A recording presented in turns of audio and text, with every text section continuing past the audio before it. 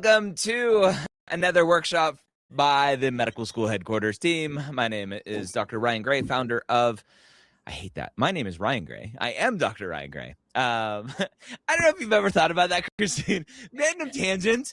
I always feel weird when people are like, my name is Dr. Ryan Gray. I'm like, no, that's not your name. That is your title. That's who you are. I never even introduce myself like that. It doesn't even, the doctor part never enters my thought.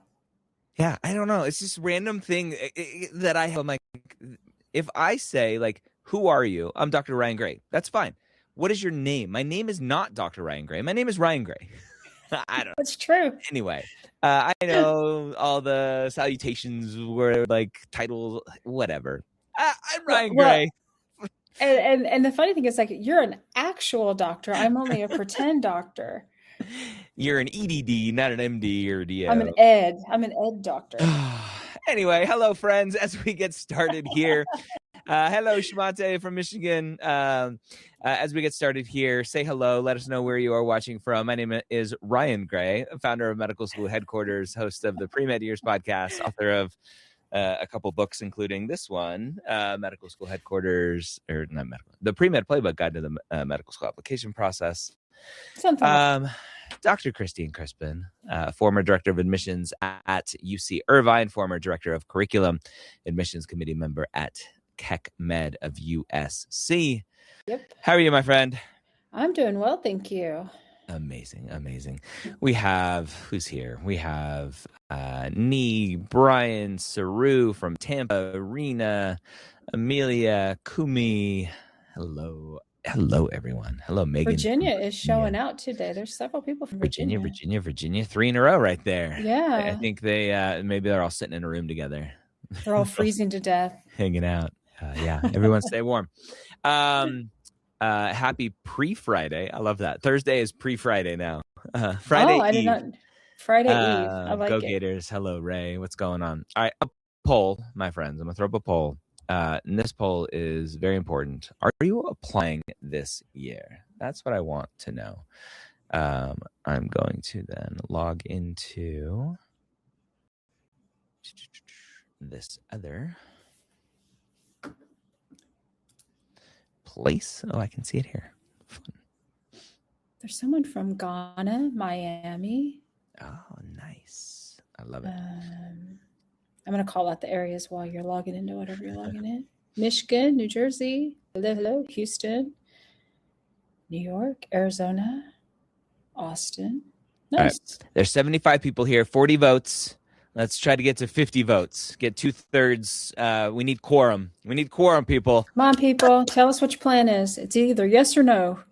I hated that when I had like official meetings in the Air Force. Like, do we have enough people for quorum? I'm like, what the heck is that? Like, who cares?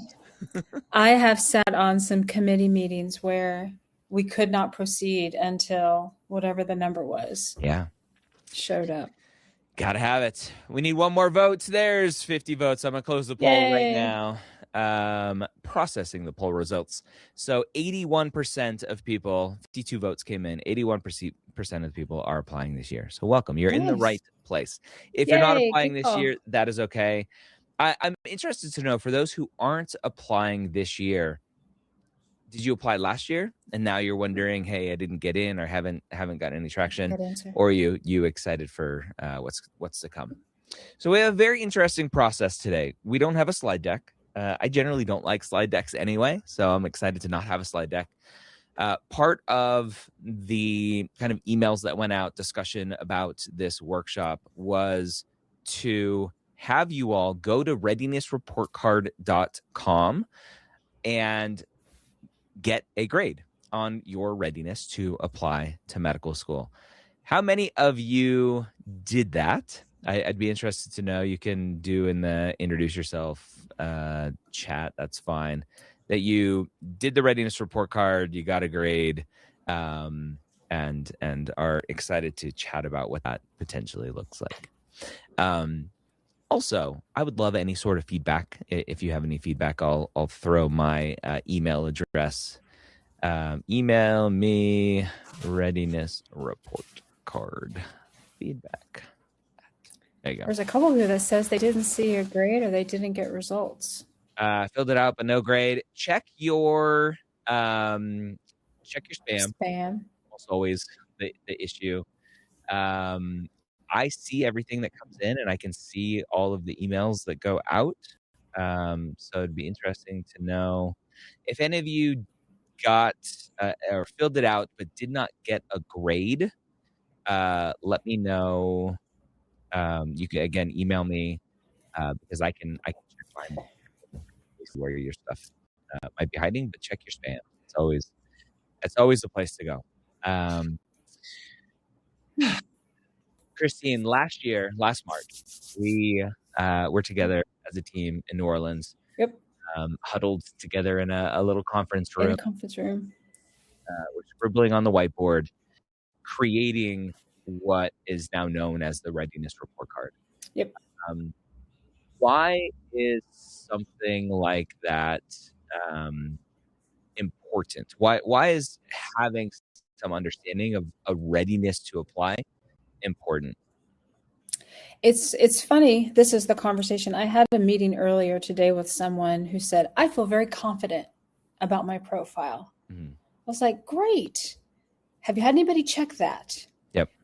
I think too many times, I think both of us have probably seen students who have that level of confidence and then they have a conversation, or worse yet, they apply and it's radio silence and something doesn't jive. And maybe they come back later and say, why didn't I get an interview? Why didn't I get this?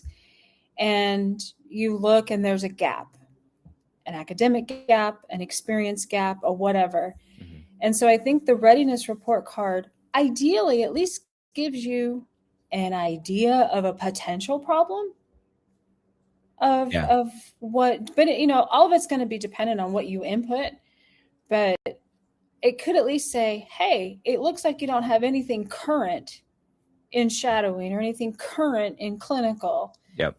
We believe that might be a problem for you. Yeah. 100%. So let me give you an example. I was talking with a parent this morning. A student applied to medical school. I actually shared this with you earlier today because we chatted earlier today. Student, where is the application? Oh, it's in my email. Student with a 3.85 GPA, solid GPA. Great GPA. 520 MCAT score. Great MCAT score. And only one. No interviews. No, I think you said none. Mm-hmm. None. No interviews. And the question always comes down to why, right? And so if this person would have filled out the Readiness Report Card, they would have seen that they were missing some key parts to what is expected. Now, I say that, Christine, and then students will go, well, if it's expected, then why isn't it explicit? A great question. I don't know if I have a great answer to that. I think there is a level of hidden curriculum, and hopefully you have an advisor. But I think the expectations, the general expectations, are fairly well known, even if there's specificity that isn't. I think most pre-meds understand clinical work, shadowing, service. I mean, I think to some degree they all know that those things are expected. Mm-hmm. I think the hidden curriculum, the unknown comes in the checkbox mentality. Well, I did it, but I'm not continuing to do it. Yep. I'm like, well, that's also problematic. Yeah.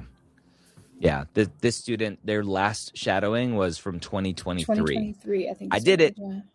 Done. Right. Wipe my hands. Now I'm going to go do something else I enjoy more. Right. So that's the important part of it. All right. So I want to jump into the Readiness Report Card again. If I would love to know, did any of you get a grade? Because I can see that it looks like it's working from my side. I did not get an email from the one I did yesterday, and I did a verification from it. Yeah. Okay. Interesting. That's weird. I don't see any errors on my side, and I can see that it's sending the emails.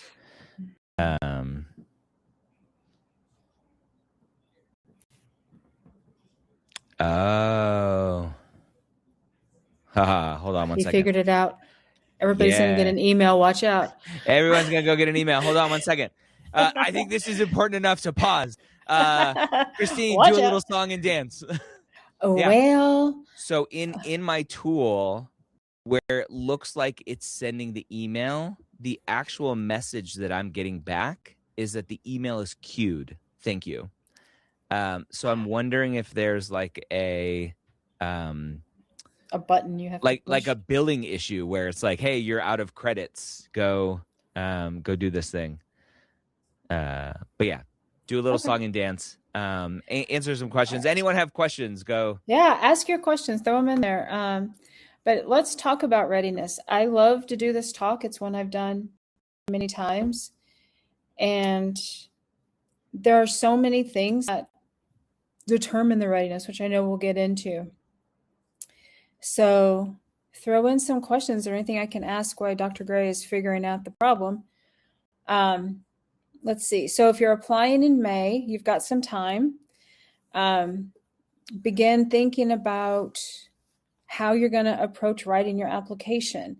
What are the experiences that are your most meaningful? Talk about your personal statement. Think about all that good stuff. What do you want to start writing about there? Because it all factors in to the next level of, do you get an interview, all that good stuff. So doing the work is the first part, but everything else has to come into. Here's my favorite question. Is hospital volunteering with direct patient care considered clinical or non-clinical experience? Hi, Ellie. Thanks for asking. If you have patient care as part of that volunteering, I would argue it's clinical experience. A lot of that is going to come in the narrative you provide, but in general, I would argue that's clinical. What is an ideal applicant? Oh, holy moly. Talk about a question. And do medical schools really look at each applicant holistically, or is it filtered by high metrics? So I'm going to start with that question, Shayla, and I'm going to come back to an ideal application. I think many schools do filter initially. I think there are some schools, and they're pretty open. Some schools are very open about the metrics. Some schools don't send a secondary until they have done an initial internal filter. High metrics, I think, is subjective to the school, whatever is high metrics for them. So I think there could be some filtering, but I can tell you from my experience, I worked at a school that also used to filter before secondary. And I personally know that the applicants that did not get a filter, that did not get a secondary out of the gate, they all got an eyeball. Everyone looked at them. My team did it because me and my team had to be the one looking at all those applications. So I know for a fact, at least some schools will still stick an eyeball on that application to see if there's anything that can kind of balance out the not as great metrics or something that was missed. In terms of an ideal applicant, I mean, again, this is very subjective because sometimes what I like isn't necessarily what something that Dr. Gray would like or that another admissions committee member would like. But what I would say is what I like to see is the authenticity, why you do what you do, what's meaningful about it to you, what is your journey, what is your story. I love the journey. I love to see kind of how people get from point A to point B. And that a lot of that's going to come through the various narratives that you provide in that written application. I don't actually care about super high metrics.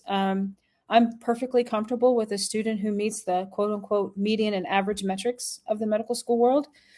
I think those are potentially fantastic applicants because they still have great things to offer. I think people get too hung up on you have to have a 4.0 and a 528 because that is literally not the case. I know you mentioned continuity. I currently volunteer at a free clinic at school, but cannot do that when I move back home, which is when I spent my primary. Is that okay? Sure. I mean, I think most medical schools are fully cognizant of the fact that some people go to school away from home and you are not going to commute across country, across the state, across wherever to do things out of your way. Now, that being said, so continuity isn't necessarily just staying with the exact same experience for 4 years or whatever. Continuity could be, yes, this experience came to an end. However, I'm going to start a new experience to kind of continue my journey in supporting free clinics or volunteering in a clinical realm. It's just not going to be at that same exact clinic. That's a lot of what I think we mean by continuity is not everybody's going to be in the same area where they go to school. It's perfectly fine. Is an EMT paramedic clinical experience? Yes. I assume you are touching, talking, helping patients. So I would assume so.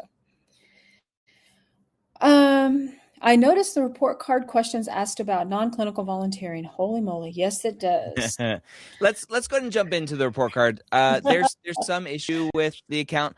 I apologize to everyone. I don't know what happened. It says the account is under review. Sending emails large is always influx. Say that again. Maybe the large influx of people all of a sudden. I don't know. It hasn't been crazy. Sending emails is always a tricky business because we have anti-spam kind of laws and stuff in this country, and we behave. But yeah, I don't see anything that's broken. It said I should have had some sort of ticket or request or anything. I will figure that out, and we'll send out an email saying, "Hey, it's fixed." I apologize for the hassle. Why didn't anyone tell me? Anyway, the readiness report card, Christine. Yep. So to start, again, most people here did it. They don't know what their grade is. They did it. When they go to fill it out, the first thing is, what's your name? So I'll put in the name. Doctor. Yeah, doctor. Dr. Ryan Gray. Second thing is med school start year. And so ideally, right, this is really crafted towards students who are applying. We have some fuzzy math in there that's built in there now. If you aren't applying this year, we adjust the rubric and try to give you some grades based on that. But it's built off of right now. MCAT score. Christine, why is the MCAT score important for an admissions committee? I mean, I think the argument is going to be they need to feel confident that you're going to be able to deal with and manage step one.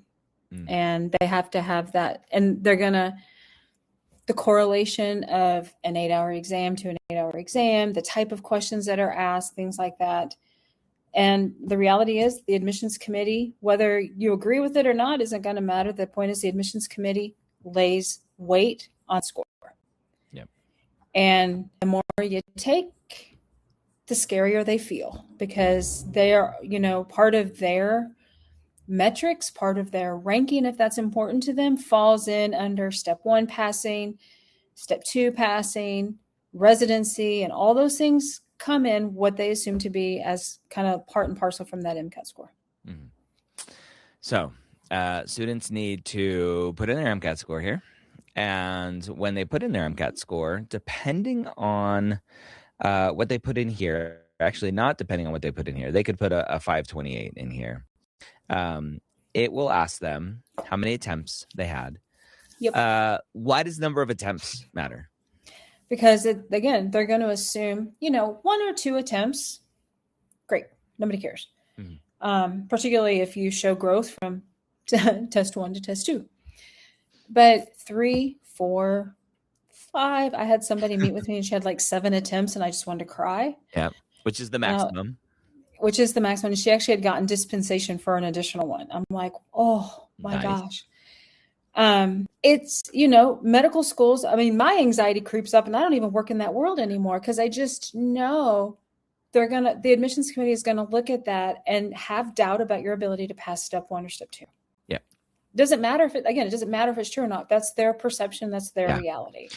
And the reason that is important, and I think this is an important distinction, the reason why that is important to the medical school is because the medical school is judged on step 1 pass rate, step 2 pass rate. And so that's why it's really important that schools have some trust, right, that you're going to be okay there. Yep. Jayla, if you haven't taken the MCAT yet, you can still fill this out. It adjusts your grade and score later on to kind of remove the MCAT score there. And yeah, I probably can put that on the on here to say, hey, if you haven't taken it yet, please estimate a score. I can actually remove that. Actually, hold on. Let me test something here. If I do 28, yeah, it just skips. It skips the MCAT score. So if you're doing 27, I think it wants a score. So just estimate one. I forgot exactly how that was put together there. Number of attempts. So yeah. So Emory, for example, I love pointing them out. They say if you've taken the MCAT more than 3 times, it is considered non-competitive, which to me is the language saying, hey, you're not going to get a secondary. You're not going to get accepted to Emory. And I totally appreciate that. I mean, at least you know. At least you know. It's explicit, right? It's transparent. Is this talking about official exams or just practice ones? This is ideally official, but if you have, again, estimate based on your practice exams. Did you score less than a 124 on any section of the MCAT? Again, there are some schools out there, Emory being one of them, that says, hey, if you've scored less than a 124 in any of the sections, it's considered non-competitive. Again, why focus on the sections? If I have a 510 overall, but I got a 123 in one of the sections, that means I crushed overall, right? If 528 minus 123 is 405 divided by 3. I can't do that. That averages 135.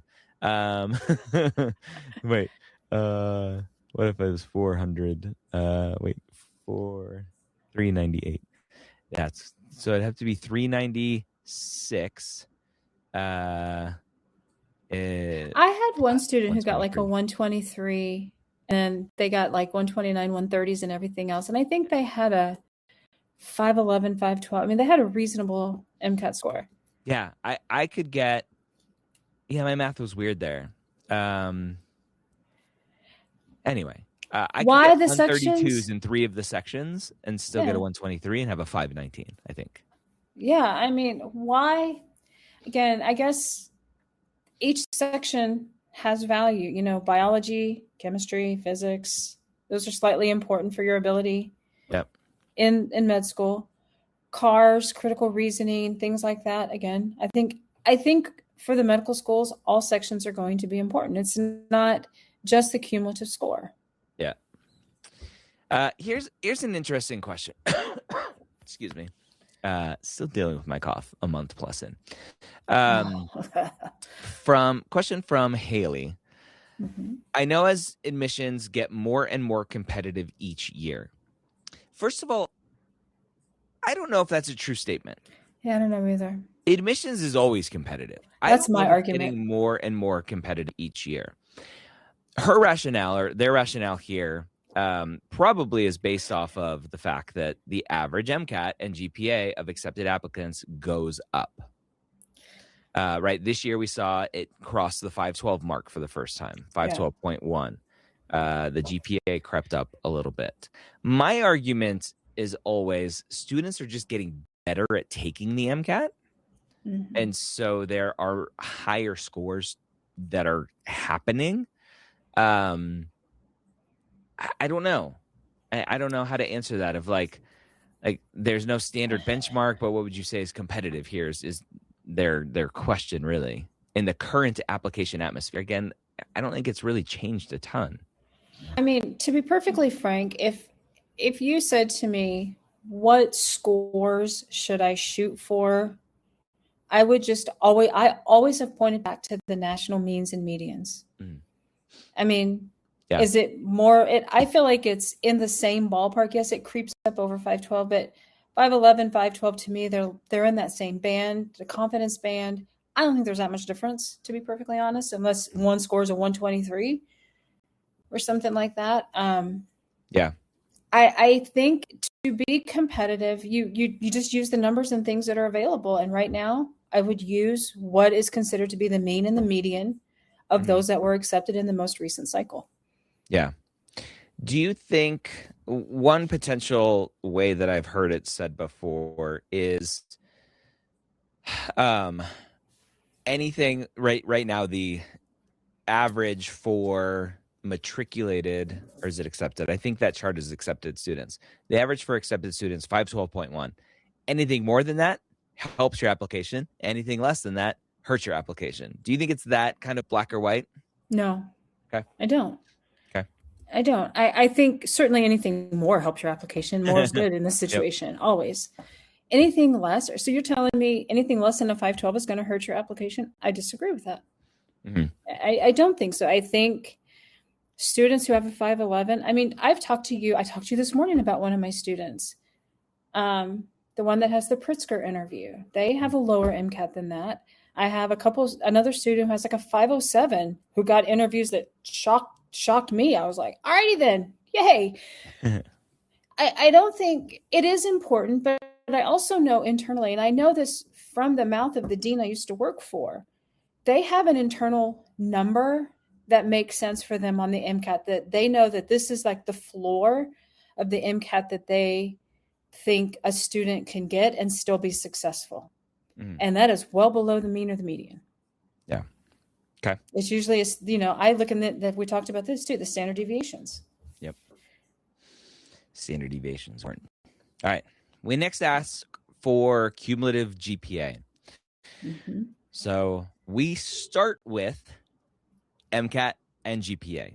And that probably turns a lot of people off to go, why are you so focused on MCAT and GPA? Holistic admission is a thing. Yep. And this is a part of it. Yeah. And I think too many students think that holistic admissions means stats don't matter. Right. Why isn't that true? So this one, I know personally from my own experience working in med school. You have to be able to handle the curriculum in medical school. And your GPA is going to tell an admissions committee that you can manage it. As someone who has sat in the meeting where students have been dismissed because of academic struggles, $200,000+ in debt, devastating, and no chance to become a physician. Yeah. And the med school doesn't go, we're sorry you filled out. We're going to forgive you. Here's your money back. Yeah. Yeah. And honestly, the angst on that committee with doing this was real. Like nobody. And so this is why stats have to matter. They don't look. It's not a 4.0 and a 528 stats. Let's be very clear about that. You have to lend some confidence that you can navigate through this curriculum. It's fast. It's fast paced. I've sat in an auditorium with 100+ students where the student in the front row is sobbing because she's freaking out over her first exam. It's real.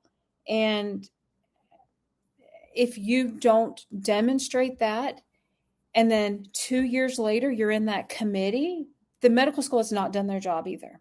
Yeah. They cannot allow you to take on that level of debt to not be successful. And this is after resource after resource is thrown at a student to get them through this, and they still can't manage it. No, stats have to matter to some degree. They just cannot be, they're not the end all be all, but they're still important. Yeah. As we mentioned earlier, the student with 385, 520 MCAT score. Her application, that application was probably read by every school that they applied to.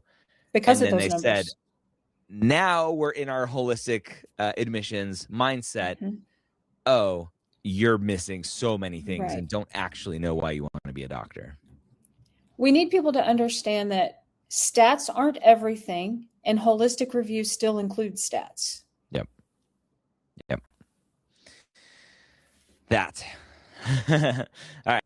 So one interesting thing is if someone puts in a lower GPA, they will then get asked I'm going to put a science GPA here as well, because depending on the school, they may weigh science GPA more than cumulative or cumulative more than science. Again, that's going to be very dependent on the school. If there's a lower GPA, actually, let me go up. Let me go lower.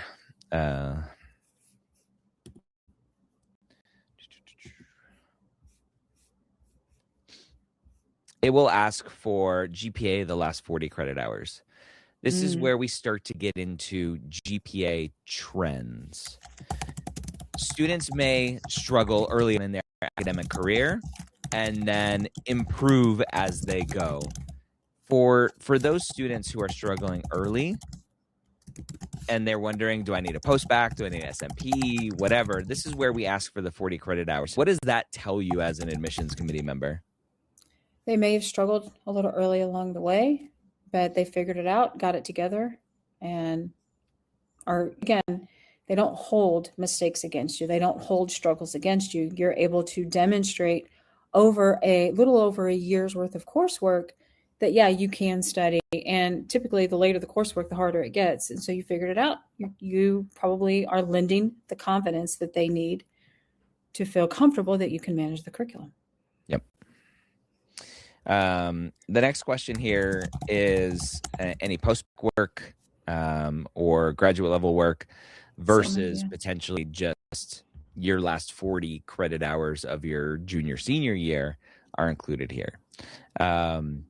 And then, was it mostly science? Here's one big mistake that I often see is students go and get an MPH. They're like, oh, I'm going to go get an MPH. That's going to help me. And they're like, I have a 3.9 in my MPH. Great. But that's not hard sciences to prove academic readiness for medical school. And so that is another potential mistake. Why is that an issue? Look, again, so the first 2 years of medical school are heavy science, foundational, microbiology, anatomy, physiology, blah, blah, blah, on and on and on. And so you taking a public health course, I think it's great if that's your goal, to become a physician who works in public health realm. Great. Take the course, take the master's degree. That's not what admissions committees are looking for. They're looking for science, a science foundation. Typically, it's going to come through a postbac or an SMP. I would argue probably not even a master's in biology is what they're looking for. They're looking for the medically focused science degree, science courses that they know are going to kind of correlate to what you're probably going to take in your first 2 years of medical school. Yep. Okay. I met with the students who did a master's in gerontology, and I'm like, I am really sorry to tell you this. Yeah. I'm really sorry. Yeah. The school's not sorry. School got their money, unfortunately. I have to remember that these schools are businesses. I have a related question to the last 40 credit hours. Does it refer to my undergrad before postbacks or graduate school? It's your last 40 credit hours, period. That's all we're asking. Yeah. Whether that's graduate, undergrad, postback, whatever. Doesn't matter. Clinical hours. So you will see here that I think I can skip without filling this in. Our next couple, you have to fill it in. Our questions are focused on what we think are important. So it starts with clinical experience. I also want to actually, let me do one more quick poll here. I forgot to do this before we jumped in. What do you think your biggest weakness is? That's the poll I want to do real quick. I like that question. We don't lead with research. We lead with clinical experience. We do. Why? We tell the story all the time when we're talking, and this comes up. You and I connected many years ago over a talk that you did talking about lack of clinical experience is the number one reason you see students not getting into medical school. That is correct. Why? Last time I checked, medical schools created doctors who worked in a clinical setting. While there are certainly additional degrees and additional opportunities, the goal is to become a physician. And they're expecting for you to understand what that means, what that looks like. And you typically are going to get that through clinical hours. And that is what you start and don't stop, and you don't look back. You just keep doing it. And please don't tell me you don't want to work in. I've had people like, I really don't want to do that. Well, then maybe you're in the wrong career. Yeah. That is okay. Maybe you should evaluate that. You're not applying to be a researcher. Yep. At least not full time. Yeah. So clinical hours is key. Clinical is key. And clinical completed hours, not just not anticipated projected hours. And I think that has been eye-opening with AMCAS changing for the ability to see anticipated hours versus completed hours. That was a change 3 or 4 years ago, maybe. I think that was a big blind spot for admissions committees to actually understand what has been done so far. And so I love that change. And we'll see students with 0 completed hours, but 2,000 anticipated hours because they're going to get a full-time job as an MA. Right. And I basically ignore those hours when I'm looking at an application. You have I'm like, You have to. Yeah, you ignore. Why? Why do you have to? Because I can't tell you how many conversations I've had when I'm going through an application and I see 2,000 projected hours. Oh, okay. Did you get involved with this experience? How did it go? Oh, I didn't end up doing it. Yeah. Oh, okay, great. Didn't do it. And medical schools know that the chance exists that you won't do it. Yeah. And it doesn't even matter what the reason is. A job fell through, you didn't get it, whatever. That's okay. But you're banking on it and you're coming in with that without that experience. Yeah. Here are the results. Most of you worried about your GPA, MCAT score, research. Research was 3rd. You guys in your research. Clinical, non-clinical volunteering, shadowing, no X. Excuse me, no X factor. Couple votes there. Yeah, it's super interesting. So many people. The conversation I had this morning with the parent. 520 MCAT score, 3.5 GPA. The parent 2,000 hours of research. We know. No. We know that the student's lacking research and probably a big reason. I'm like, nope, that's not it. Yeah. Not it. All right. So clinical hours. The next question is going to be, well, how many hours clinical hours do I need? We're not going to tell you.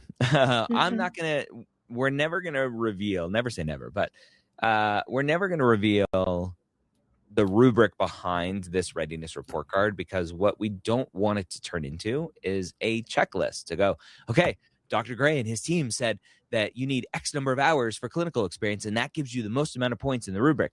I did those between my freshman and sophomore year, so I can go focus on something else now. Yes. There's a reason why. Next question is it still active? And are you going to have anticipated hours on the application? Yep. I will tell you, I'll give you a little insight into the rubric. If you do not check these, your score is going to be dinged. These are important, active, recent. You're still doing it. Why does that matter? Because you're applying to medical school saying, hey, I want to take care of patients for a living, but my actions don't show that I actually do that. That's right. You start it and you don't stop. You can back off a little bit during MCAT prep time. It's okay to quit because you have to move home after graduating college. Yep. All of those things. But at the end of the day, you can slow down, but you must resume when your schedule allows for it. Yep. And please don't tell me you're going to do it all during your gap year. Yeah. Because that's not going to fly. What's there's a song apparently from, I don't know when it was from. The lyrics are "Don't stop, get it." Right? That's your motto for that's clinical. The motto. Don't stop, get it. All right, that's why you come to workshops to hear Dr. Gray sing. I did not know I can select both. Shall I retake it? Yeah, but don't retake it now because apparently the scores aren't going out. Yeah.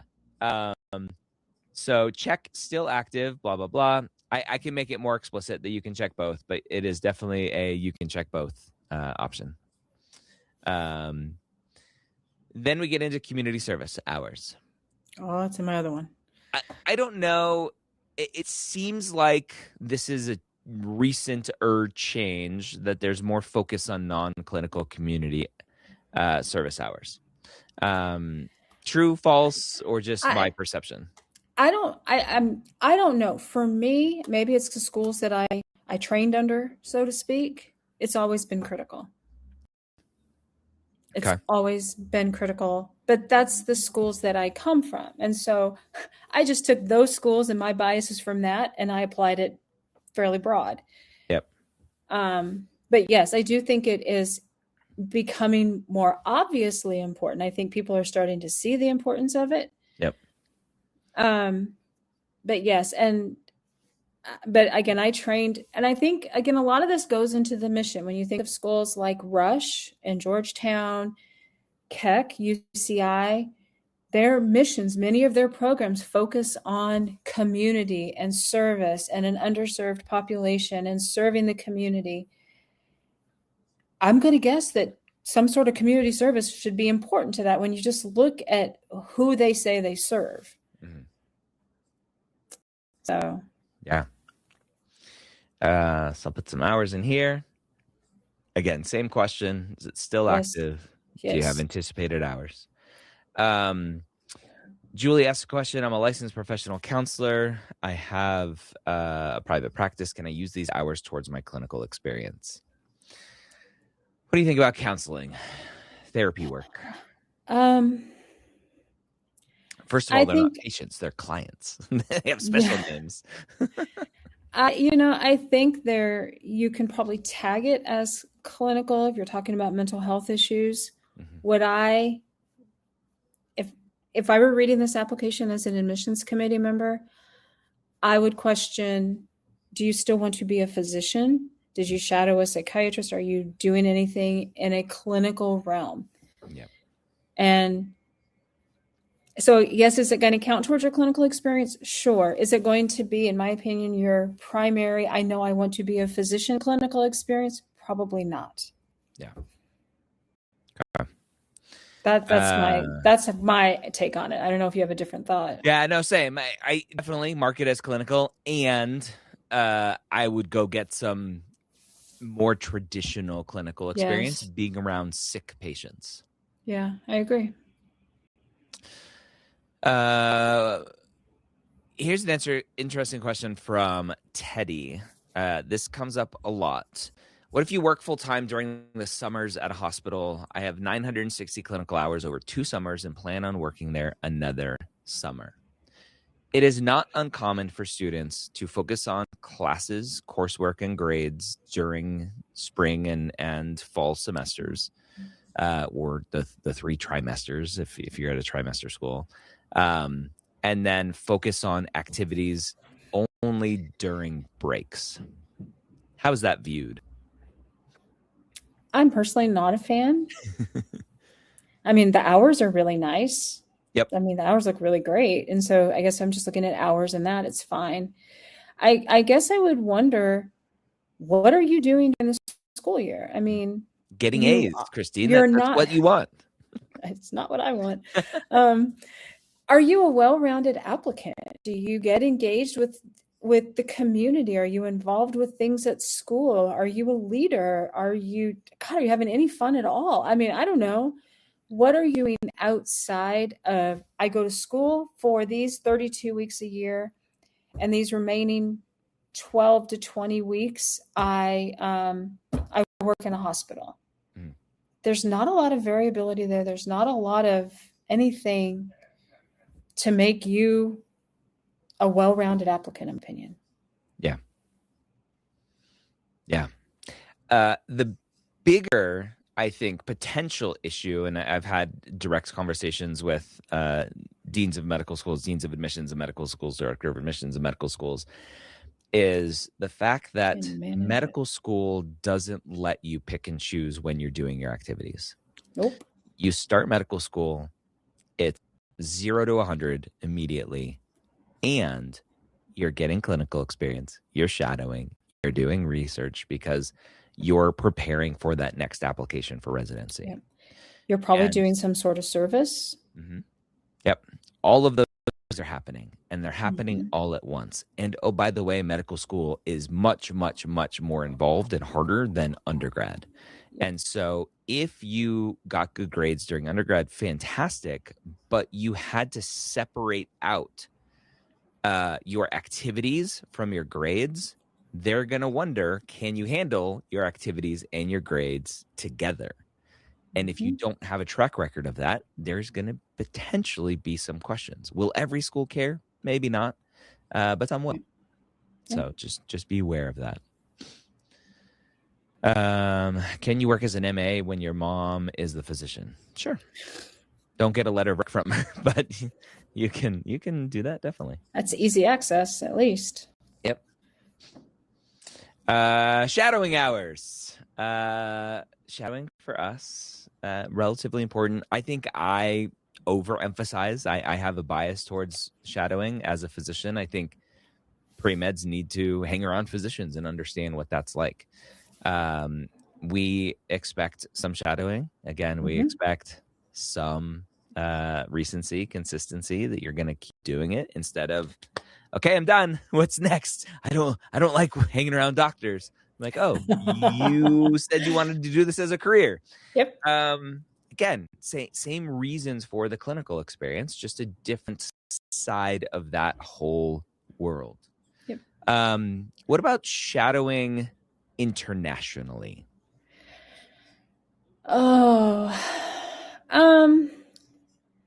In general, I don't actually have a problem with it if it's a part of the whole. I don't think that should be the entirety of your shadowing experience, because you're not really getting an idea of the job that you potentially will be doing, unless, I guess you go work internationally. But at the moment, you're not shadowing physicians more locally, more within the States. The systems are different. The way that physicians do the work could be different in the sense of what are their rules and regulations of engagement.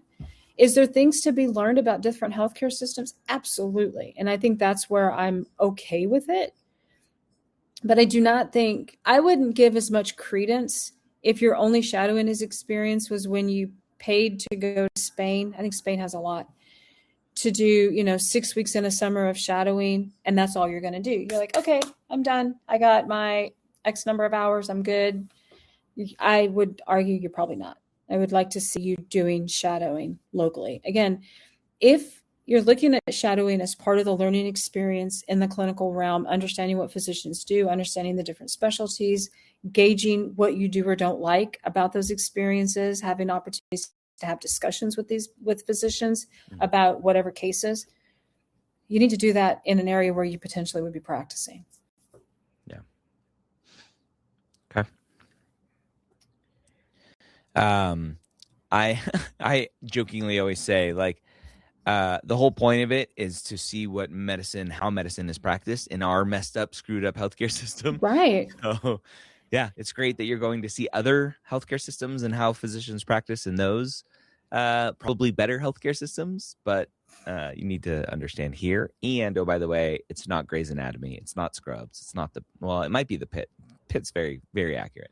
Pitt's pretty good. Yeah. I haven't started the new season yet. I'm letting some episodes jump in before we finally get to research. Research for us, maybe fourth it's important. Great. Do it if you like it. Do you need publications? No. I do not. And you can see on here, we don't ask about publications. So not super important. All right. Oh, wait, my audio is gone. You can still hear me, Christine, because you're talking. Yeah, I can hear you. All right. So hopefully it works for everyone else. Yeah, questions. I only shadowed for 24 hours in 2024. I moved out of state since then. I work with them as an RN hospitals recently in research. Will this make up, or should I find more current shadowing? Find more current shadowing. Yep. Yeah, find more current shadowing. Working as an RN, I think it's often like, well, I work next to the doctors. Why do I need to shadow? And right. I always say, for me, working side by side, you do see some aspect of that role, but you don't see the full aspect when you are just observing, and then outside of the bedside patient care stuff. What else does that physician do that maybe you're not privy to? But I also think part of it, especially if you're an RN, you're probably focused on your role too. Yep. You're distracted with your own work, hopefully. I hope so, yeah. Whereas as a shadow, your entire role at that point is to observe the physician in action. Yeah. And stay out of the way. If you can. Yeah. It's one of my favorite videos on TikTok is all the wrong things to do when shadowing. Nice. All right. You mean the documentation, claims, billing aspects? That's part of it. Yeah, the other stuff. No, but it could be the follow-up. It could be you having the opportunity to talk to them about their reasoning and what about this and how did they come to that decision? You know, as I was listening to you talked about their symptoms, this is what I thought. You went someplace completely different. How'd you get there? Yep. Alexander asked, does scribing count as shadowing? No, scribing is scribing, shadowing is shadowing. Do some medical schools go, scribing, we'll count that as shadowing. That's fine. Maybe. I wouldn't count on it, though. All right. Cool. So, research. Leadership. Is leadership imperative? Is it imperative? I don't know if that's... Yeah, I guess it is. You're a leader of a team. If you can't handle conflict and demonstrate that you know how to work with others and guide a team, I would not be confident with you as a physician.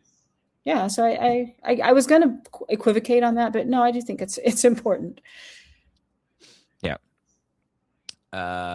Student just asked, how can I use a study abroad semester to my advantage throughout the application cycle? I said, you don't. It's not special. But have fun, enjoy the country, learn about the culture. 100%. Yeah, like it doesn't need to be an advantage on your application.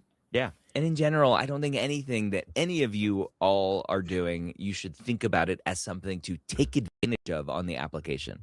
Agreed. It's you and your growth and your experiences and all of that stuff. Yep. Try the food, try the culture. I had this conversation earlier with a student, actually recording. I recorded another application renovation, my friends. We're back. Recording the application renovation, student had a couple leadership activities, and they said, well, I needed to do this thing because that was the title I had to actually make it leadership. And I was like, leadership doesn't depend on the title. I had this conversation. It depends on what you are doing to make an impact and lead something outside of a title. Explain that a little more. So there are many times you may be in a club, let's say, and you're not the president, the vice president, the whatever, but you say, hey, I think we should do this outreach event. Mm-hmm. And you take the lead in coordinating that event, coordinating with the community, doing these things. But you don't even have an official title, but you saw a need, you saw a gap, you saw an opportunity.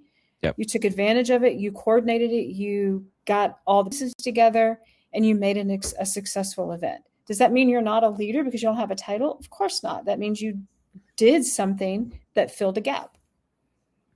Yep. It's the qualities. What qualities do you think you need to have to be a leader? Do you demonstrate those qualities? Does that, you don't have to have a title. I would argue many people with titles are probably not great leaders to begin with. They just have a title. Hey, I have a title. Wait. I have a title too. Doesn't mean anything. Yeah.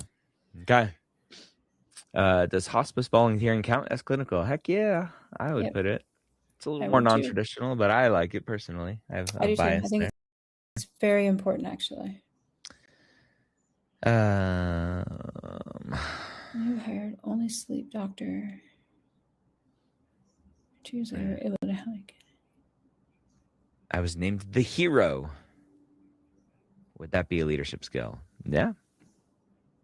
I mean, I wouldn't specifically put that in the description or anything, but yeah, highlight what you did to make that office run. Right. How did you find those weaknesses? Yep. Good stuff.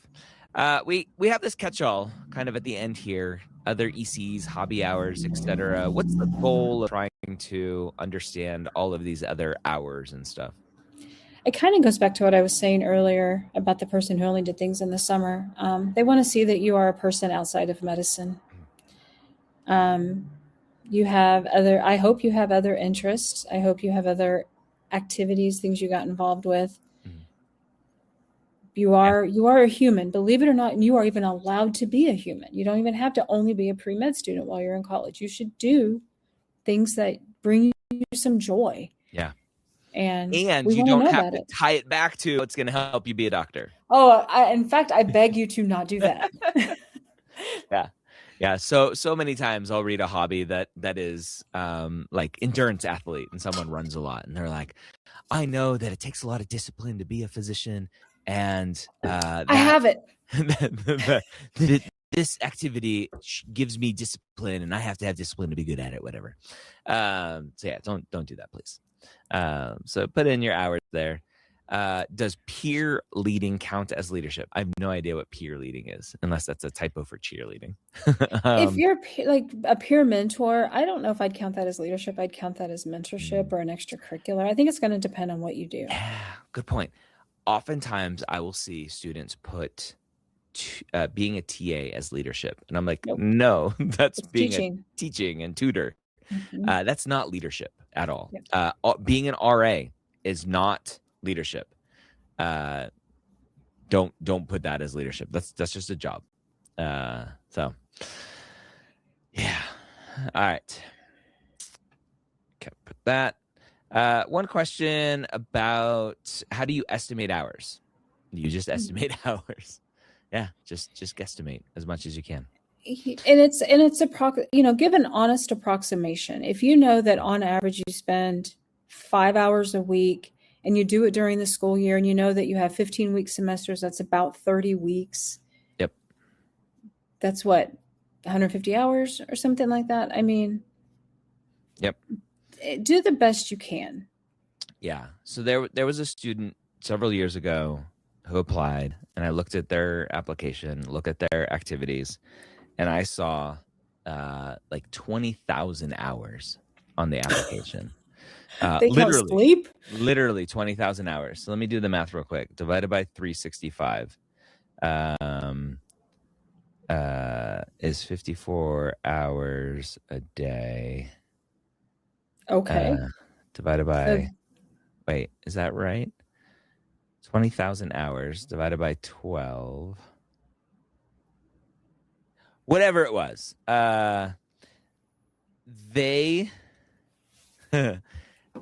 They determined that because they were active duty military, they are technically 24/7, 365, and that is how they calculated their hours across, I think it was like an 8 or 9 or 10 year career. And I said, absolutely not. That's just not how you do it. Yes, technically, you're owned by Uncle Sam and whatever, but you're working generally a 9-to-5 job. And so you should just count 9 to 5, 5 days a week, 52 weeks a year if you want to do that, whatever.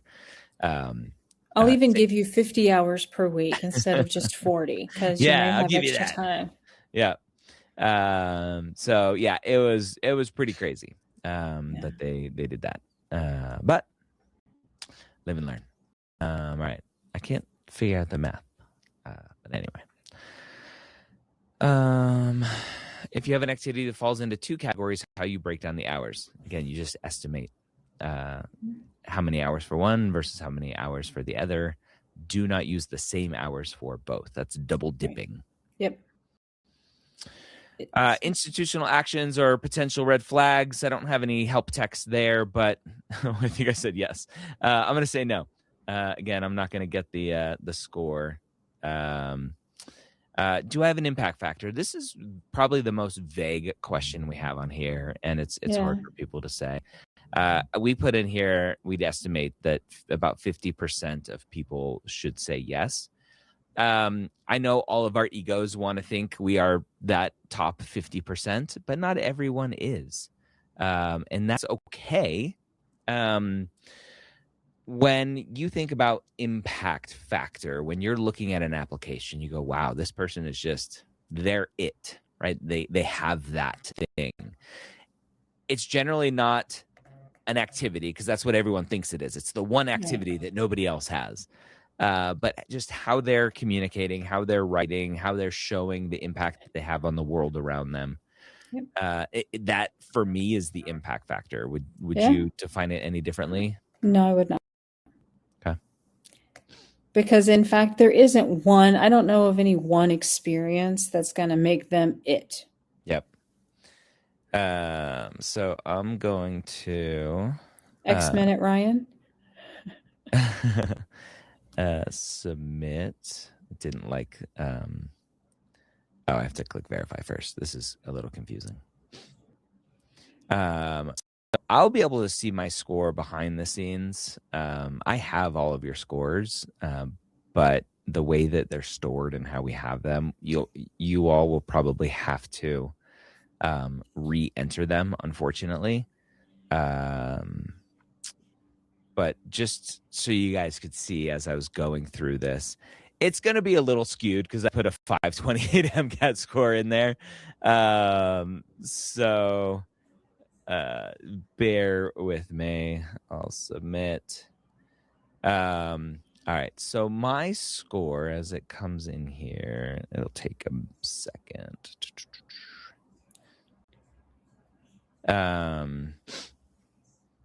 I see Karina submitted one. Karina submitted another one. Jenna submitted one. I can see all of your scores here. Hillary, Rog, Jay. So I'll wait for my score to come in. Oh, there's my score. I got a B plus. For those who wanted to know, I got a B plus in my score. I want to know from the students that are here, do you think that's a good score based on everything I put in? Just to remind you, let me see if I can show this in a way that doesn't, I don't think I can, I'm not gonna be able to show it in a way that is a little protective. 528 MCAT, so that's gonna skew a little bit, right? MCAT's important.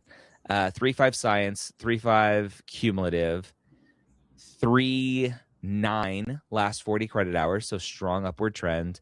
Mostly science, I believe I put. Nothing less than a 124. I did how many MCAT takes? Did I change it from 7? I did 5 MCAT attempts. Oh my gosh. Total clinical hours 300, active. Shadowing hours 200, research hours 300, leadership hours 500. So I had lots of hours, and that's helping my score as well. That 520 is not hurting it either. The 528's not hurting it. Even with 5 takes. Yeah. Hillary says, how can I see my score? Again, Hillary, if you were late here, the tool that we use, the service that we use to actually send the emails was broken without me knowing it. It looks like it's working, but when I actually dig into it, I can see that it's broken. I can just see the scores. We log the scores a different way as well, and I can see them just in a different tool.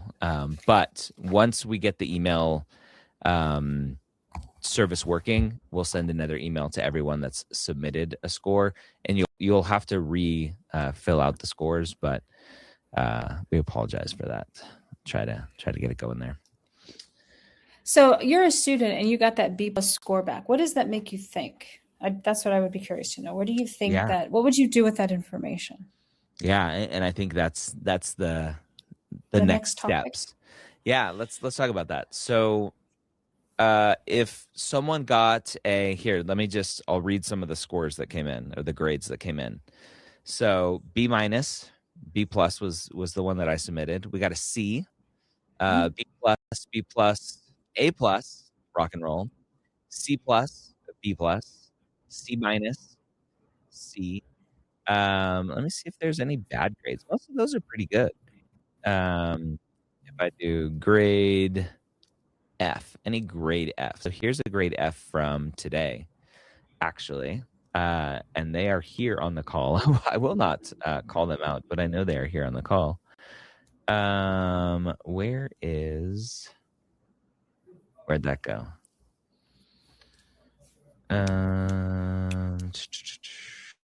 Grade F.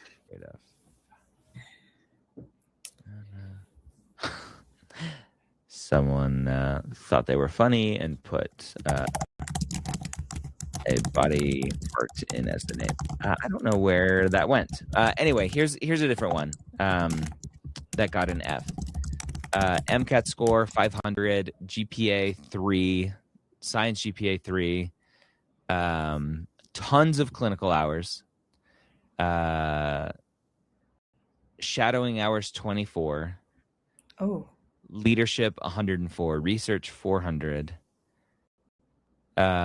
Clinical hours is still active, but they don't have it checked for anticipated. Yeah, let's see. So their GPA last 40 credit hours is a 3.2. So don't have a really strong upward trend. So that's dragging down their score a bunch. Sure. They do have post-bac graduate level work. No red flags. Yeah. I mean, I don't see anything huge other than just the stats are really low for this person. I mean, 24 hours of shadowing is pretty low too. Mm-hmm. Yep, that's going to bring down their score. Obviously, tons of clinical experience. Some might think it's unfair that this tool would give someone an F with those where mostly it's stats that are bringing them down a bunch. Does an F mean someone can't get into medical school? Not necessarily. Yeah. So our tool is not meant to predict your chances of getting into medical school. Our tool is meant to shine a light on potential weaknesses and concerns that the medical school has. Shumate, I did another one, still no results. I had mentioned, wait, we'll send an email once the system is fixed. I can see the scores, but the emails aren't going out. Yeah. I think when we designed this tool, we were very specific about it not being this is your chance to get into medical school. It really is more of a where are you? And what do we see as your potential gaps? Yeah. Yeah. What are those gaps? I had a parent, probably not on this call. I had a parent who I think was waiting. I think I shared this with the team. Their kid got, I think, a C+ on the Readiness Report Card, and they got accepted to medical school. Great. Shocker. And they're like, my kid got their acceptance, even though they got a C+ on the Readiness Report Card. I'm like, awesome. The C+ didn't mean they weren't going to get into medical school. It just says, hey, based on our experiences, here are the concerns that we have. So it's hard because at the end of the day, our job as advisors isn't to tell you whether or not you're going to get into medical school. Our job as advisors is to help you understand how to improve your chances of getting into medical school. And that's what this report card is. And hopefully our conversation today about the different aspects of the Readiness Report Card, clinical, shadowing, non-clinical community service, research, leadership, all these other things, help you understand that the holistic aspect of an application means they're going to look at all of these things, yes, including GPA and MCAT. 100%. And also, I do think there's individual bias with what I like isn't necessarily going to be what you like, isn't going to necessarily be what someone else likes. And so person who got the C plus, maybe they didn't have an aspect that we consider important, but when the person at that school looked at it, maybe they had really great whatever, and they're like, love it. We're going to, they did a holistic review and said, this meets what I am looking for. Yep. I want to interview them. Yep. So Ash asked a question, which is always the question. Well, you guys said 24 hours is too low. What's adequate? We're not going to tell you. Obviously, we think 24 hours is too low. I mean, do the math, Ash. 24 hours is not even 1 hour a week for an entire academic year. Yep. There's no math where that seems like, I mean, that may be what you're able to get, and that is what it is. But I think that's on the low end. Yeah. Again, those are personal opinions there. Mm-hmm. If any of you want to come on to ask a question and actually be on video and use your voice, you can request that to come on. We'll approve it. And then it'll kind of take you to a place where you have to give access to your microphone and webcam and stuff, and then we can get you to come on as well. Come have a conversation with us. Having those questions. Is it okay to do shadowing post-grad? Oh, I just said yes. Yeah, better late than never. My famous quote or favorite quote around this, the best time to plant a tree is 20 years ago. The second best time is today. So. Yeah. Can I use research experience that was 4 years ago? As in, my research group then started a program at the local food bank, which they're still doing today. I feel like those are two separate things, but that's just me reading the question. Can I use research experience that was 4 years ago? Yes. Yeah. As in, my research then started a group at a local food bank that they're still doing today. Okay. Yeah, I don't understand the second part of the question. But yes. Anything after high school for the application. Yep. Bonita, hello. Well, hello. Hi. How are you? I'm good. How are you? Wonderful. What can I answer for you? I have a low GPA. Okay. And I don't think I have a story for medical school. Yeah, let's talk about the story. Christine, so many students are like, I'm not unique. I don't have anything special. I do what every other student does. I don't have a story. I don't have any trauma from my past to write about. Yeah, exactly. You have a story, Benita. You have a story.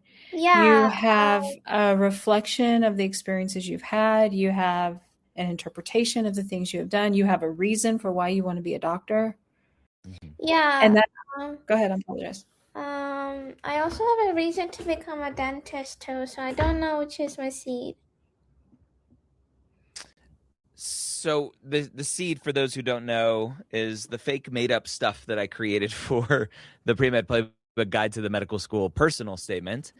Seed is the kind of first exposure to healthcare that made you go, this is interesting. I want to go explore that. I like this stuff. Yeah. My seed was physical therapy. Oh, okay. So the seed doesn't have to be physician MDDO. It's healthcare tangential. It can be. I want to check this stuff out.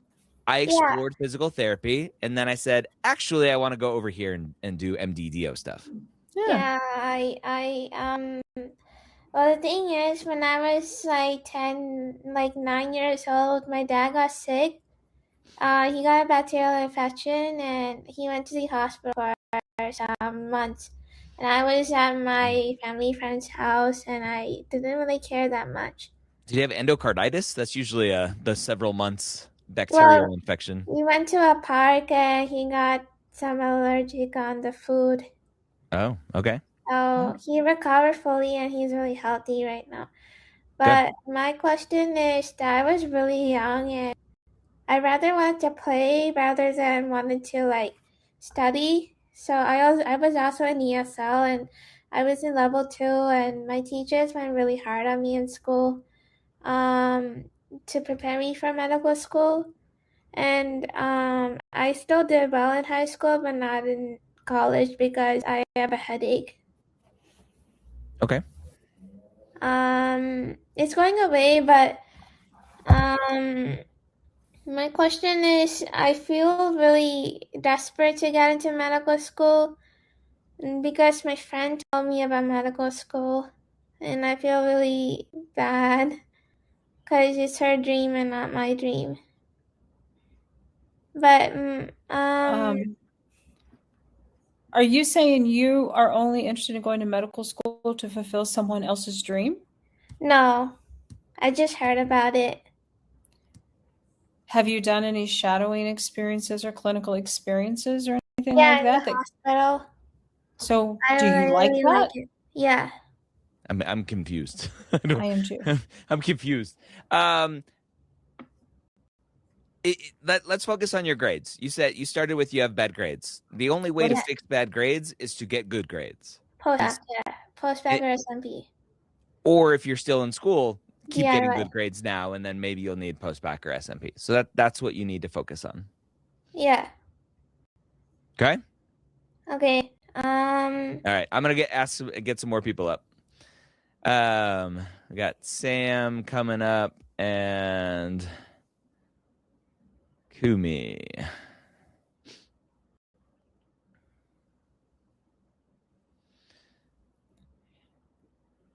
All right. Try to get them. Let's see if any text chats are coming in. My daughter, sophomore in college, keeps telling me to get an MA degree for clinical experience. MA certificate, potentially to be an MA. She's currently volunteering in the hospital, in the hospice unit. That's great. Has hands-on experience with the children. I am assuming this is clinical experience, but my daughter is convinced she won't get into medical school unless she gets her MA, CNA, EMT, etc. No, sounds like she's getting some clinical there. Yeah. Yeah. Does an MA, CNA, EMT open some doors to other activities? Absolutely. 100%. Absolutely. Makes it a little easier in some ways. Hello, Sam. You are muted, muted. Sam. You're muted, Sam. I can't unmute. No. All right. He'll figure that out.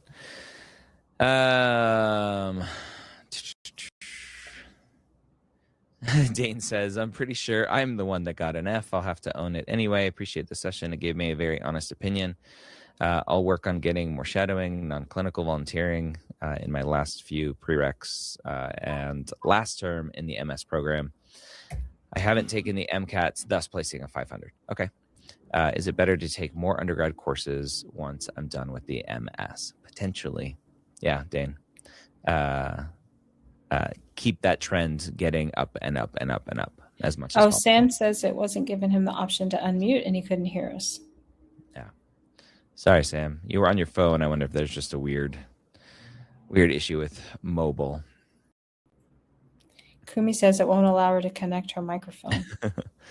Oh, well. That's the technical issues are ugly. Random tech issues. We'll try to get Sam back on too. We'll see.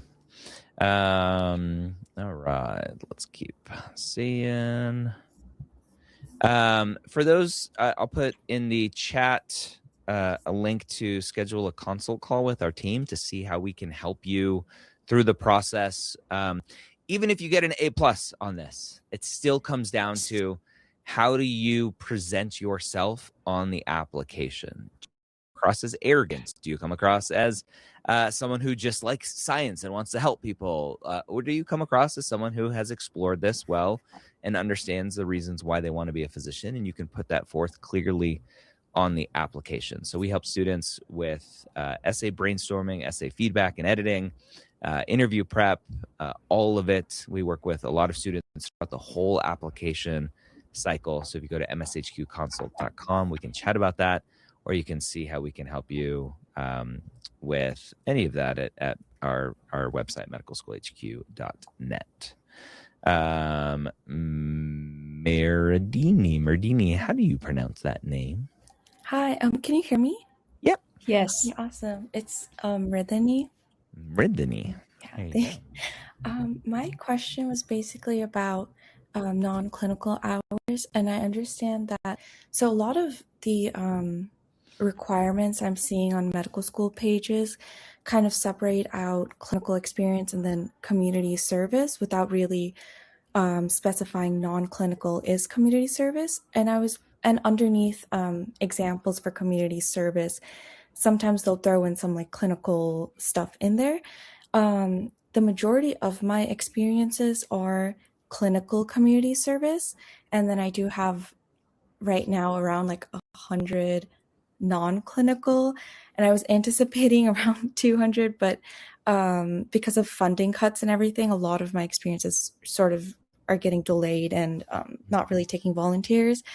And so I was wondering if those schools that sort of appreciate a lot of community service will look at my application and see that my clinical experiences are also community service. And I know those hours aren't counted towards community service, but I wonder if they'll look at those like clinical community service hours and be like, okay, well, she is passionate about community service. So really, Christina, a question about categorizing something, right? So there's clinical unpaid, which I hate the fact that they use community service, volunteer, medical, clinical. Like community service is not clinical. It's not paid. But anyway, that's just a confusing thing with AMCAS. So if a student has volunteer clinical experience, that technically is community service according to the application. If they also have non-clinical community service, that's generally what we're talking about when we're talking about community service. The school still has the ability, right? They get all of the data that imports into their software system that they're using to screen applications. They have the ability to go, hey, you're not meeting our minimum for community service, but I see this one experience over here. I'm going to call that community service just so you can pass our screens and we can move you forward. I think that's what you're asking, right? Yeah. That's because so individual schools will be able to do that if they want to.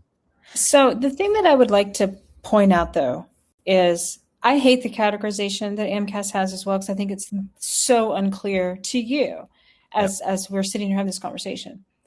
In my opinion, community service clinical is not volunteering in a hospital.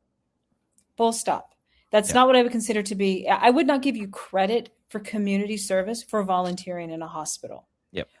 What would sway my opinion on is this community service, even if it's checked as clinical and not non-clinical, is working in a free clinic, working in a community center, working in street medicine, working in a mobile clinic, doing things to serve the community that would be closing an unmet need that is pretty significant. It just happens to be that you're doing it through a clinical realm. Yeah, so actually my clinical experience is mainly being an MA for a free clinic, which is a volunteer MA. Then you're making my heart sing. I can live with that. Okay. Good job.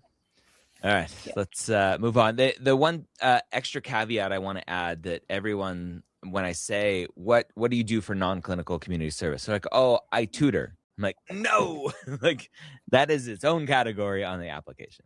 Don't do that. All right, like we got Sam, and it doesn't show muted. Hello. What's up, Sam? Can you hear me? Yep. Yes. Go Gators. For some reason, I can't hear y'all.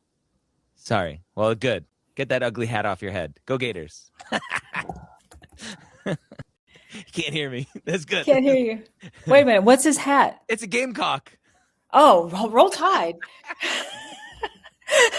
Wait a minute. Oh, man. Sorry, Sam. Roll Tide. Amelia says, so if I have over 1,000 hours of volunteer clinical as an EMT, that is community service, not clinical. It is both. On the category, on the application, it is community service / volunteer medical clinical. I don't like being an EMT as community service for my purposes of are you serving the community? Correct. Habitat, soup kitchen, homeless shelter type stuff. So yeah. I wish it were community engagement and clinical. That's it. That's it. Could be that easy. Was shadowing an MD who was reviewing my app, who flagged that I went to a state school and said it is not competitive as an Ivy League. Tell that person to shut the heck up. That's right. We're not hearing that. That person probably went to an Ivy League school. Megan, I would love for you to confirm that. The people that I hear from the most when I say school prestige does not matter, the ones who chime up the most are the ones who are protecting their egos and potentially the torture that they suffered at these Ivy League schools by saying it is worth it. And Megan confirms. So there you go. Yeah, they're just protecting their ego. Would volunteering, working with patients in a hospital abroad or nursing home abroad be considered clinical hours? It depends on what exactly you're doing, but it could be clinical even if it's abroad. Less ideal, but go for it. I did 3 majors, bio, nursing, econ. Yeah, Megan. Don't worry about it. Go on with your application, Megan. Yeah. All right. 1 or 2 more questions here. And Megan, show him the acceptance letter when the time comes. Oh, yeah. That's the best. Gotcha. Middle finger. Looky here. Look at this. Look at this acceptance letter. And you can hold it perfectly like this. Like hold it up and be like, look at my acceptance letter with that middle finger hanging. That's right. Show, I love that. That's nonsense. Kumi, hello. Hello. Can you guys hear me okay? Yep. Yes. Okay. So my question is about my post-bac. I graduated last June from UC Davis. I know that my GPA is the weakest part of my application right now, so I went to a DIY post-bac. Right now I'm at 20 units, and I'm just wondering if I could just get some unfiltered advice if this is a strong enough track record. I've been involved in all of my activities, everything that's making me confident this is the right decision for myself. My post-bac, I have a 3.9, and again, it's in 20 units. I'm just wondering if science. Yes, all upper grade BCPM science. Nice. So I'm just wondering. What's your undergrad GPA? A 3.4. Okay, so not terrible. That's much better than I thought. Any trends in there where senior year was higher than junior year, whatever? Any trends? My senior year is a lot lower than all of my other years. So I had a little bit of a dip. I'm a transfer student. So in my senior year at UC Davis, I was taking way too many science classes. I overloaded myself. So that was my dip. Transfer from community college or another 4-year university? A community college. Yeah. So that may be the differentiating factor there, Christine, of keeping the community college stigma alive, where someone transfers from a community college to a 4-year university, grades go down. Where are you doing your DIY post-bac? At UC Davis. I'm just continuing my degree Good. to get those undergrad. Oh, hang on a second. Your continued degree, or did you graduate, get a degree, and take those courses? So I'm doing the DIY post-bac pathway. I'm not doing their structured post-bac. I'm still taking upper level division science courses. But do you have a bachelor's degree in your hand, or are you? Yeah, the only way that I could do a DIY post-bac, basically my unit cap was at 225. And when I was about to graduate, I was only at 191. So they said that I could postpone getting my physical degree and keep taking classes up until that cap and use that as my DIY post-bac. Okay. So hold on. Okay. This is just semantics. You haven't graduated yet. Officially, yes. Officially. So you're actually not doing a post-bac. Correct. All of these credits that you're doing are going to go under your senior year on AMCAS, on the application. Does that really matter? Not really, right? It looks fun to have a separate line on the PDF of the application that says post-bac undergraduate or undergraduate post-bac. You're not going to have that because you haven't graduated. So this technically isn't post-bac work. But the medical schools, again, they get all of the individual data points. And depending on how they sort and filter and view, they will see this trend. So the trend is still super valuable. Okay. I guess your question ultimately is, how do you Is know that when it's enough? Yeah. Right? Are you planning on applying this cycle, this coming up? I was, yes. Okay. How many credits are you taking now? Right now, I'm taking 12 units. Okay. So then when you apply, will you have 32 additional units? No, that's included in the 20. Okay. Yes. That's Yeah. It's a little on the lower side, I think, for some medical schools. If you look, they'll say usually it's 24 to 30 units that they're looking for in that. What's your GPA with the extra 20? With the extra 20, it'll be like Assuming you still a continue 3, to grade. 4, 3. Oh, Because so it I have, doesn't move much at all. no, I have like over 200 units, Yeah. so it's not going to move very much. Do That's you know our what your denominator. science GPA is? My science GPA is around a 3.3. A little bit lower. And Yeah. that's including with the 20 with all A's. Yeah. So Kumi, this is one of the hardest questions always is when do I know as a student, when do I know I've done enough to prove my academic readiness? Yes. And there for me, and Christina, I would love to hear your thoughts. This is insight into my conversations with students. There are 3 options. Number 1, give up and run away and do something else. Right?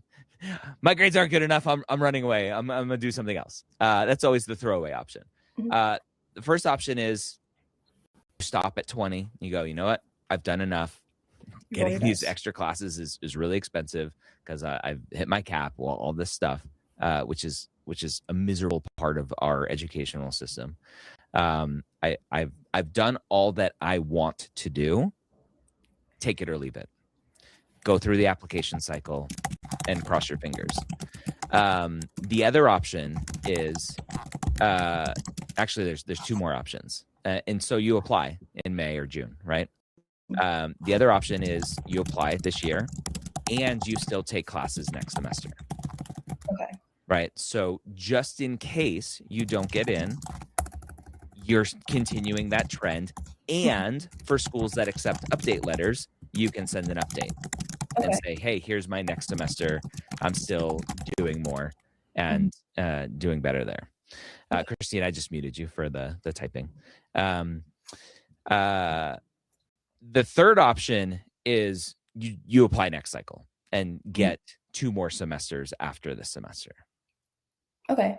I think where I'm at right now mentally, I'm okay with postponing for a year as long as I know that I'm doing the right things to make my application well prepared to apply. Yeah. And we haven't talked about MCAT timing. What's that score look like? Are you ready to apply from just bandwidth and writing applications? Because that starts to get into conflict with your number 1 goal right now is to get good grades. Yes. And so now we have to layer on MCAT prep. Can you maintain your grades? We also have to layer on application prep. Can you maintain your grades? So that's also part of the equation that often goes missed is, oh, I can do it all. And then your grades start to go down. And now we just defeated the whole point of doing the quote unquote post-bac work. Okay. And also not included in this conversation is what is your clinical and shadowing and non-clinical volunteering and all of the other things. And so, yeah, lots of fun. This is where the nuance of the conversation really, really matters. So hopefully that was helpful. I'm glad you were to fix the mic issues and get you on here. Yes, thank you so much. I really appreciate it. Yeah, you're welcome. All right, friends. We've been chatting for over an hour and a half. Almost 70 of you are still here. We capped out around 100 or so people. medicalschoolhq.net. This is what we do day in and day out. Have conversations with students, helping them with understanding their readiness for applying, helping them be as competitive as possible with their essays and interview prep and everything else. If you want to learn more how we can help you, mshqconsult.com will take you there. That's not just a free 15-minute advising session. That's just you want to chat about how we can help you, what our advising services look like. If there's a question about your readiness, sure, we can throw that in there. But yeah, hopefully this was a helpful session. premedevents.com. That's where all of our free events are listed. Go check those out. We live stream every single week. We do multiple workshops a month. So hopefully this is helpful for you all. Christine, any Yes. parting words of wisdom? You know, I can't stress it enough. Do the readiness check. Not do the report card, but talk to somebody, understand what that means for you and your own individual plan, because you don't want to apply and be shocked later on. Understand where you are. Be confident in knowing, is this the right time? And it's such an arbitrary, I have to apply now versus I can apply later. Yep. I just think I love people who say, can we talk about readiness? Yes, let's do that. Yeah. Yeah. So this is I apologize for everyone that was offended with my middle finger earlier, but I do have one that's on my desk all the time. This is very sentimental to me. My dad made this in workshop in high school, so it's really good. Very nice. It's a ring holder, so you can put your rings on it. And sometimes people who think that state schools are not as good as Ivy League schools deserve a finger. They need. Yeah. Do you guys still offer counseling with MAPT? Medical school headquarters, yeah. I think MAPT Pro, we have the chat feature built in to ask questions from the advisors. That's still there with MAPT Pro. All right, friends. That is it for tonight. Have a wonderful evening. We'll see you all later. Bye-bye. See you later.